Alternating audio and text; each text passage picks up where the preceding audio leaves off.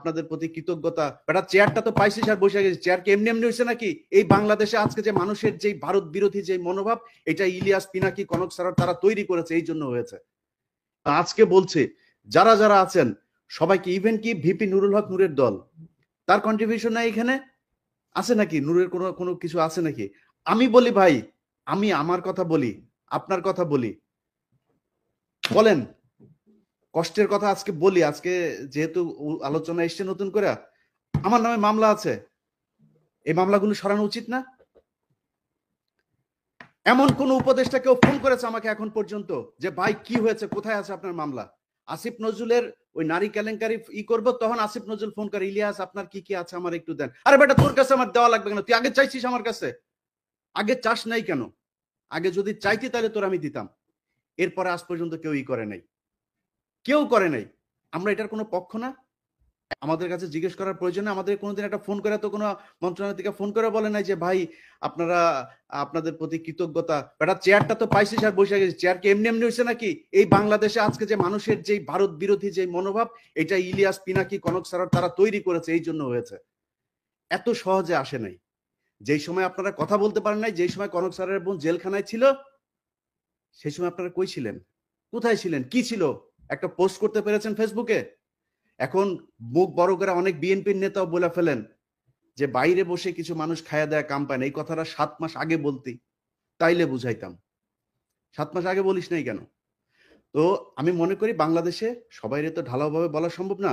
জামাত, BNP, হেফাজত, এই private university, public university, এই যে এখন দেখেন যেখানে যাচ্ছে তারা মার খাচ্ছে। কারণ কি? কারণ ওই পক্ষটা তাদের এই কার্যক্রমকে পছন্দ করে না। তো আমি মনে করি তাদের কালকে থেকে যেখানে যেখানে সময় টিভিতে এখন পর্যন্ত খুনিরা বসে অফিস করে। ভাই খুনি কেমনে অফিস করে? তা বলেন তাহলে যে কেউ মারা যায় নাই। আপনি হত্যা মামলার আসামিরা আপনি অফিস করতে দেন, এটা কোন ধরনের নাটক?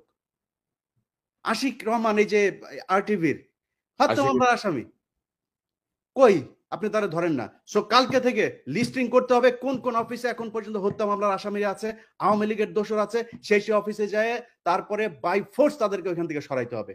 সাংবাদিক, প্রথম আলোর যেসব সাংবাদিকরা এই বাংলাদেশে ভুয়া জঙ্গি বানায় তারপরে তাদেরকে 12 বছর গুম করে রেখেছে, তাদেরকে কি করতে হবে?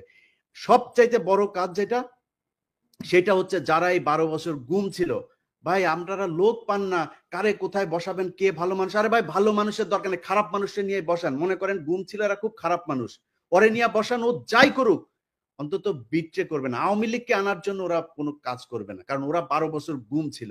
এই লোকগুলির কোথাও বসানো নেই। গুম ঘরে নিয়ে যায় পরিদর্শনে, সেখানে হাসিনুর রহমানরে নিয়ে যায় না। আপনি কোন দেশে আছেন? আপনার এই ওয়াকারের গায়ে আগুন জ্বলা যায় হাসান নাসের আর আসিনুরের নাম শুনলে। আপনি কে ওয়াকার মিয়া? আপনার জীবনের সবচাইতে বড় পাপ, আপনি যে দোজকে যাবেন, আপনি নাকি মাগরিব থেকে এসা পর্যন্ত আপনি নাকি কোরআন ছাড়া কিছু বুঝেন না। আমাদেরকে বুঝায় গেল ভাই, আজকে বলি নামটাম না বলি, আমার আর কনক ভাইরে আর্মির প্রতিনিধি দল আইসা নিউ ইয়র্কে এসে বুঝায় গেল উনি মাগরিব থেকে এসা পর্যন্ত কারোর সাথে দেখা করেন না, কোরআন শরীফ পড়েন। এইভাবে নাকি কেমনে পরে চশমা চোখে দিয়ে এইভাবেও দেখা গেল না, একদম সামনে বসা। আমরা বিশ্বাস করলাম। আমরা কিন্তু তারপর থেকে পিনাকি দাদার কাছে আমি মাপ চাই আজকে। পিনাকি দাদা আমারে বলছে যে তুমি ইয়ারে কেন করলা, ওয়াকারে কেন ব্ল্যাঙ্ক সাপোর্ট দিলা? আমাকে দাদা ইয়ে করেন, দেখেন বিডিআর এর এটা নিয়ে ভালো একটা রেজাল্ট আসবে। ফারাবির এখন পর্যন্ত ছাড়ে নাই। আমারে বললো ইলিয়াস আপনি কি চান? আমি বললাম আমি চাই বাংলাদেশের আলেমগুলো, যেই আলেমরা, যেই ছাত্রদল, ছাত্র শিবির, যেই ইয়েগুলো লোকগুলোকে শেখ হাসিনা 12 বছর জেলে পাঠিয়েছিল, তাদের সবাই ছাড়বেন। ফারাবির নাম ধরে বলেছে, ফারাবির এখন পর্যন্ত ছাড়ে নাই। তো পিনাকিদার কথা সেদিন না শুনে আমার ভুল ছিল, আজকে বুঝতে পারলাম। এই জন্য পিনাকিদার কাছে সরি বললাম। অতএব এই জায়গাগুলো ঠিক করতে হবে। আমরা কারোর আর বিশ্বাস করি না, আবার ফের সেই জায়গায় আসতে হবে। যারা আছেন কালকে থেকে লিস্টিং করতে হবে, লিস্টিং করে তারপরে ঠিক করতে হবে কোথায় কোথায় কোন কোন অফিসে আওয়ামী লীগের দালাল আছে। দল নিষিদ্ধের আগে এদেরকে আগে এখান থেকে সরাইতে হবে।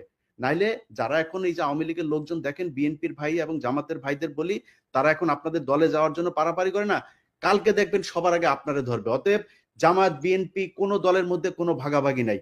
আপনাদের ভেতরে রাজনৈতিক সমস্যা থাকবে, খুনোখুনি হবে, মারামারি হবে, সব হবে, এক জায়গায় এক হইতে হবে। সেটা হচ্ছে আওয়ামী লীগ বাংলাদেশে কোনোভাবে পুনর্বাসিত হইতে পারবে না। ব্যাস, এই জায়গায় আর কোনো কিছু নাই।